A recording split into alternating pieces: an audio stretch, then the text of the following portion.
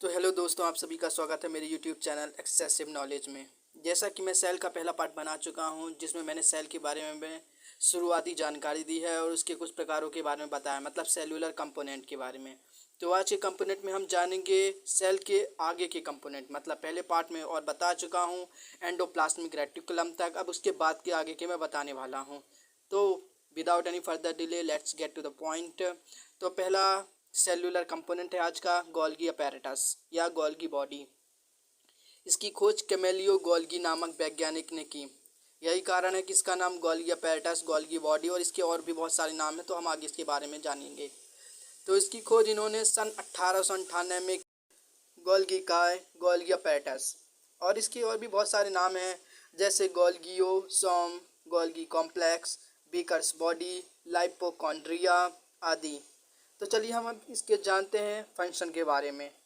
तो इसका महत्वपूर्ण काम है सिक्रेशन, मतलब ग्लाइकोजिल ट्रांसफेरेज नामक यह एंजाइम रिलीज करता है, जिससे प्रोटीन, लिपिड या स्मॉल पार्टिकल को आसानी से तोड़ पाए, जो कि एंडोप्लाज्मिक रेटिकुलम से प्राप्त करता है। उन पार्टिकल को तोड़ने का काम यह करता है, किसके द्वारा? ग्लाइकोजिल ट्रांसफेरेज नामक एंजाइम के द्वारा। तो इसका दूसरा महत्वपूर्ण काम है लाइसोसोम, लाइसोसोम का निर्माण करना। गोल्गी बॉडी के अंदर ही मेटाफेस में लाइसोसोम तैयार होता है या बनता है, और प्रोटीन की कमी हो जाने पर लाइसोसोम प्लाज्मा मेम्ब्रेन तक प्रोटीन भेजने का भी काम करता है। और इसका एक महत्वपूर्ण काम यह है कि यह कॉम्प्लेक्स पॉलीसेचेराइड का संश्लेषण करता है, मतलब उसको ब्रेक डाउन करता है। इसके बारे में एक महत्वपूर्ण बात यह है कि इसे ट्रैफिक कंट्रोलर के नाम से भी जाना जाता है, गोल्गी अपैरेटस को। ऐसा इसलिए क्योंकि यह प्रोटीन या फिर सेलुलर मॉलिक्यूल्स को एक सेलुलर कंपोनेंट से दूसरे कंपोनेंट तक पहुंचाने की जिम्मेदारी लेता है और यही काम करता है। तो अगला सेलुलर कंपोनेंट है लाइसोसोम। जैसा कि मैं पहले ही बता चुका हूं कि lysosome Golgi apparatus, Golgi body या फिर लाइपोकॉन्ड्रिया के अंदर तैयार होता है। तो अभी इसमें हम अब जानेंगे कि लाइसोसोम की खोज करने वाले पहले वैज्ञानिक का क्या नाम था।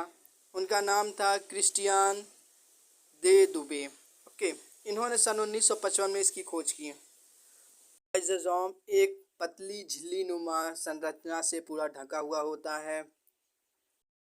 यह प्रत्येक यूकारियोटिक सेल के अंदर पाया जाता है।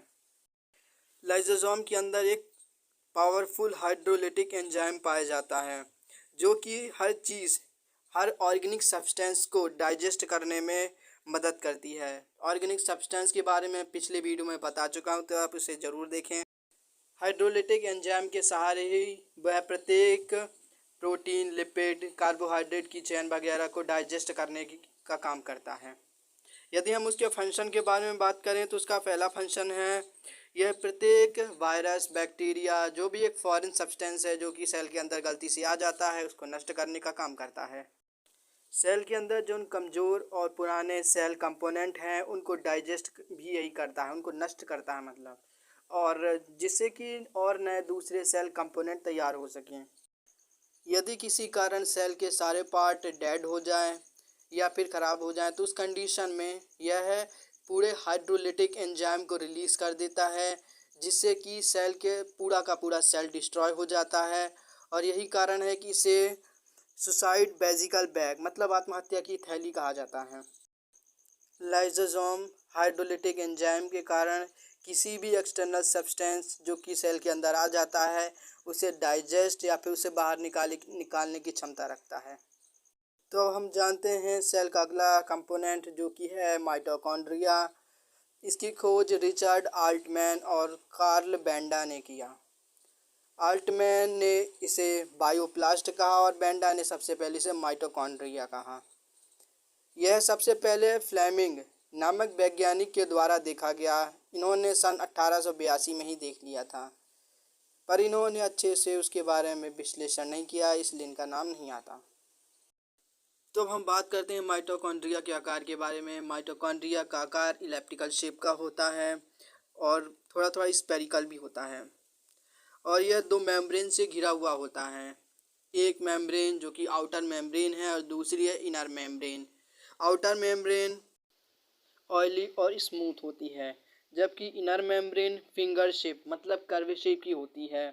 और इसी के नीचे होता है मैट्रिक्स। और मैट्रिक्स चूँकि यह फिंगर शेप का या फिर कर्व शेप का है, तो इसके अंदर जो मैट्रिक्स जो कि लिक्विड फॉर्म में है वो भी इसी शेप का होता है। तो यह जो मैट्रिक्स है इसे ट्यूब्यूली बोला जाता है प्लांट सेल के लिए। और वहीं पर इस मैट्रिक्स को यदि एनिमल सेल में देखा जाए तो इसे क्रिस्टिया बोला जाता है।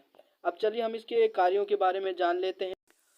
जैसा कि हमें यह बात पता ही है कि ग्लूकोज जब टूटता है तो 36 एटीपी रिलीज होता है। चूँकि माइटोकॉन्ड्रिया सेल का ऐसा पार्ट है जो कि 34 एटीपी मॉलिक्यूल अकेला ही रिलीज करता है, इसीलिए इसे powerhouse of the cell कहते हैं।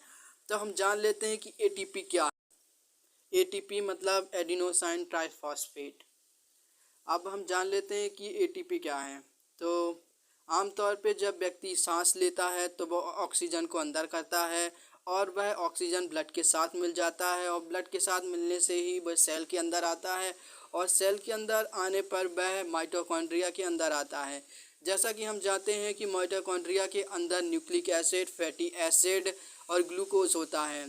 तो यह चीज़ें जब टूटती हैं ऑक्सीजन की प्रेजेंस में तब यह रिएक्शन होता है और इसके कारण एटीपी रिलीज़ होता है। एटीपी जैसा कि मैं बता चुका एडिनोसाइन ट्राइफॉस्फेट जो कि 34 एटीपी इस रिएक्शन के द्वारा निकलती है, इसीलिए इसे powerhouse of the cell कहते हैं।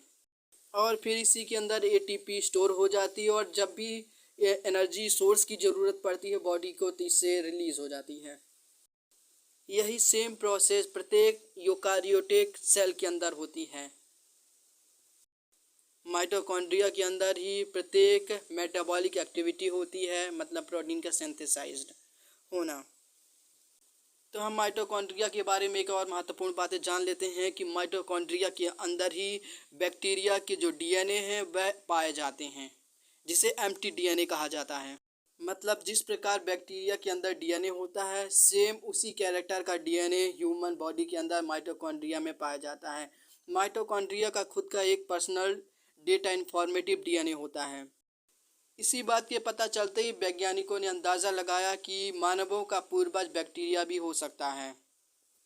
तो आइए चलिए अब हम बात कर लेते हैं अगला कंपोनेंट जो कि राइबोसोम है, जिसकी खोज जी.ई. पैलाडे ने की थी सन 1955 में।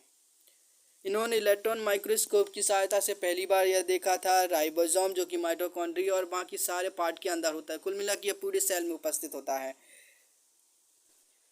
चूँकि राइबोसोम को सबसे पहले कैलाडे ने देखा था, लेकिन इन्होंने अच्छे से विस्तार से इसके बारे में नहीं बताया है, लेकिन इन्होंने ही सबसे पहले इलेक्ट्रॉन माइक्रोस्कोप की सहायता से 1941 में देखा। लेकिन ब्रीफ से जी.ई. पैलाडे सर ने बताया, इसी कारण राइबोसोम की खोज करने वाले वैज्ञानिक के रूप में नहीं जाना जाता है। लगभग 80% आरएनए राइबोसोम के अंदर ही पाया जाता है। आरएनए मतलब राइबो न्यूक्लिक एसिड। और इसका जो डायामीटर होता है राइबोसोम का वह 150 एंगस्ट्रॉम से 250 एंगस्ट्रॉम के बीच में होता है। राइबोसोम पूरा का पूरा आरएनए का केमिकल कंपोजिशन होता है, लेकिन इसका एक और महत्वपूर्ण काम यह है कि इसे फैक्ट्री ऑफ प्रोटीन कहा जाता है। ऐसा इसलिए क्योंकि सारा का सारा प्रोटीन राइबोसोम के अंदर ही बनता है। कुछ मात्रा में है जो कि सेल की और दूसरे कंपोनेंट में बनता है, लेकिन ज़्यादातर प्रोटीन सारा का सारा राइबोसोम में ही बनता है। अभी तक के जितने भी सेल कंपोनेंट के बारे में पता चला उनमें सबसे छोटा राइबोसोम ही है, smallest component of the cell. जब सबसे पहले कैलाडे ने 1941 में देखा था तब इसका नाम माइक्रोसोम था, लेकिन बाद में इसका नाम राइबोसोम पड़ गया। तो आइए चलिए अब हम चलते हैं अगले सेल के कंपोनेंट की तरफ जो कि है सेंट्रोसोम। सेंट्रोसोम की खोज करने वाले वैज्ञानिक का नाम है टी. बोवेरी। इन्होंने सन 1888 में इसकी खोज की। यह मात्र एनिमल सेल के अंदर पाया जाता है। यह 2 सेंट्रियोल से मिलकर बना हुआ है। न्यूक्लियस के बाहर जो चमकता हुआ सा पार्ट दिखाई देता है वह वास्तव में सेंट्रोसोम के अंदर सेंट्रियोल होता है। यह इसका महत्वपूर्ण काम यह है कि यह डिवीज़न के काम आता है। सेल डिवीज़न में इसका महत्वपूर्ण योगदान है और इसका कार्य भी वही है। और इसका दूसरा महत्वपूर्ण काम है कि न्यूक्लियस के चारों ओर या आसपास में मूव करना, मतलब लोकोमोशन का काम यह स्वतः ही कर लेता है। मतलब लोकोमोशन का काम है। तो सेंट्रोसोम का महत्वपूर्ण उपयोग है सेल में। यदि ये नहीं होगा तो सेल डिवीज़न नहीं होगा। सेल डिवीज़न मतलब एक से अधिक का सेल का बनना। तो यह वास्तव में एक बहुत ही महत्वपूर्ण बृहद टॉपिक है। तो इसके लिए एक अलग से वीडियो में समझाया जाएगा।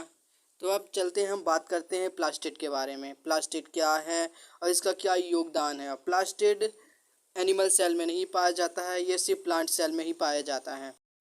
प्लास्टिड दो मेम्ब्रेन से घिरा हुआ होता है। पहला मेम्ब्रेन जो कि आउटर मेम्ब्रेन है और इनर मेम्ब्रेन। और इनर मेम्ब्रेन के अंदर ट्यूब्यूली होता है जो कि माइटोकॉन्ड्रिया की तरह ही होता है। इसका जो शेप होता है वो लगभग पैराबोलिक, स्फेरिकल और सर्कुलर डिस्क की तरह होता है और यह साइटोप्लाज्म में उपस्थित होता है। प्लास्टिड को 3 कैटेगरीज में बांटा गया है। पहली कैटेगरी है ल्यूकोप्लास्ट और दूसरी कैटेगरी है क्रोमोप्लास्ट और तीसरी कैटेगरी है क्लोरोप्लास्ट। तो चलिए सबसे पहले जानते हैं ल्यूकोप्लास्ट के बारे में। ल्यूकोप्लास्ट जो कि कलरलेस पिगमेंट है प्लास्टिड का, और यह पाया जाता है सेल के उन भागों के अंदर जो कि ज़मीन के अंदर होते हैं या फिर जहाँ तक सनलाइट नहीं पहुँच सकती है। मतलब स्टेम हो गया या फिर अंडरग्राउंड रूट हो गया या फिर अंडरग्राउंड स्टेम भी। ल्यूकोप्लास्ट का महत्वपूर्ण काम है ऑयल, स्टार्च, टारपीन और फैटी एसिड को स्टोर करना।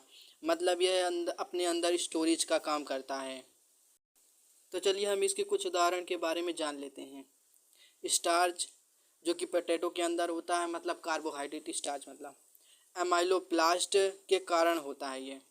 एमाइलोप्लास्ट जो कि ल्यूकोप्लास्ट की ही एक कैटेगरी है। जो स्टार्च को स्टोर करता है उसे एमाइलोप्लास्ट कहते हैं। और वहीं जो ऑयल को स्टोर करता है उसे इलायोप्लास्ट कहते हैं, जो कि ल्यूकोप्लास्ट का एक प्रकार है। यहाँ पर ऑयल से मतलब है जैसे सीड हो गया, ऑयल सीड वगैरह, जिससे हमें ऑयल प्राप्त होता है। ऑयल सीड से मेरा मतलब है जैसे बादाम हो गया या फिर मूंगफली वगैरह हो गया। इसके अंदर इलायोप्लास्ट पाया जाता है जो कि ल्यूकोप्लास्ट की एक प्रकार है, जिसके कारण इसके अंदर ऑयल स्टोर रहता है। तो चलिए अब हम जानते हैं प्लास्टिड के दूसरे प्रकार क्रोमोप्लास्ट के बारे में। यह एक कलर्ड प्लास्टिड है जो कि सामान्य तौर पर रेड, येलो या फिर ऑरेंज कलर का होता है। क्रोमोप्लास्ट हमेशा कलर्ड पार्ट पर पाया जाता है प्लांट के, मतलब जैसे फ्लावर हो गया या फिर फ्रूट हो गया आंतरिक या बाहरी, या सीड हो गया कलरफुल। यह महत्वपूर्ण बात है और याद रखने वाली बात है कि क्रोमोप्लास्ट कहाँ कहाँ पाया जाता है। वह फ्लावर के अंदर और फ्रूट में और सीड में पाया जाता है। कभी आपने सोचा है कि टमाटर लाल ही क्यों होता है और कैरेट हमेशा ऑरेंज ही क्यों होता है, और रूट हो गया वह हमेशा ब्राउन ही क्यों होता है? ऐसा इसलिए होता है क्योंकि टमाटर के अंदर लाइकोपीन नामक क्रोमोप्लास्ट पाया जाता है। यह ऐसा प्लास्टिड है जिसके कारण कोई भी फल लाल हो सकता है। और कैरेट जो कि जिसके अंदर कैरोटीन पाया जाता है, कैरोटीन नामक क्रोमोप्लास्ट, जिसके कारण वह ऑरेंज कलर का होता है। और यदि अपन रूट को देखें तो वह हमेशा ब्राउन इसलिए होता है क्योंकि उसमें बेटनीन पाया जाता है। और कुछ कुछ येलो भी होते हैं, वह भी बेटनीन का कारण ही है। तो बात करते हैं तीसरे प्रकार, प्लास्टिड के तीसरे प्रकार क्लोरोप्लास्ट के बारे में। क्लोरोप्लास्ट शब्द का सबसे प्रोनंसिएशन स्किम्पर नामक वैज्ञानिक ने सन 1883 में किया। क्लोरोप्लास्ट के कारण ही पत्तियां हरी होती हैं और इसी में यदि मैग्नीशियम मेटल मिला दिया जाए तो इसे क्लोरोफिल बोलेंगे। इसी पिगमेंट की सहायता से फोटोसिंथेसिस होती है जिससे फूड तैयार होता है। क्लोरोप्लास्ट को ही किचन ऑफ द सेल कहा जाता है प्लांट सेल में। क्लोरोप्लास्ट कई प्रकार के हो सकते हैं जैसे ज़ेंथोफिल, कैरोटीन और क्लोरोफिल। कभी आपने सोचा है कि आखिर पत्तियां हरी से पीली कैसे हो जाती हैं? इसका महत्वपूर्ण कारण है कि जो क्लोरोप्लास्ट है जिसकी एक और टाइप है जिसके बारे में पहले ही बता चुका हूँ, जो कि कैरोटीन है। कैरोटीन के फॉर्मेशन के कारण ही हरी पत्तियां पीली हो जाती हैं। यह कैरोटीन मतलब कैरोटेनॉइड क्रोमोप्लास्ट की एक टाइप कैरोटीन जो कि कैरेट के अंदर पाई जाती है उससे अलग है, क्योंकि यह हरी पत्ती को पीला कर देता है। क्रोमोप्लास्ट में पाए जाने वाला कैरोटीन जो कि कैरेट के अंदर होता है वह उससे अलग होता है। जौन क्लोरोप्लास्ट के अंदर कैरोटीन पाया जाता है उसका फंक्शन होता है हरी पत्तियों को पीला कर देना। दोस्तों, आपको यह लगा हो कि यह थोड़ा भी हेल्पफुल हो और यूज़फुल हो तो आप इसे ज़रूर लाइक करिएगा, सब्सक्राइब करिएगा और शेयर कीजिएगा। इसी तरीके से और इन्फॉर्मेटिव वीडियो बनाने के लिए मोटिवेशन मिलता है। एक वीडियो बनाने में बहुत मेहनत लगती है, इसलिए आप ज़रूर इस बात को ध्यान रखिएगा। धन्यवाद।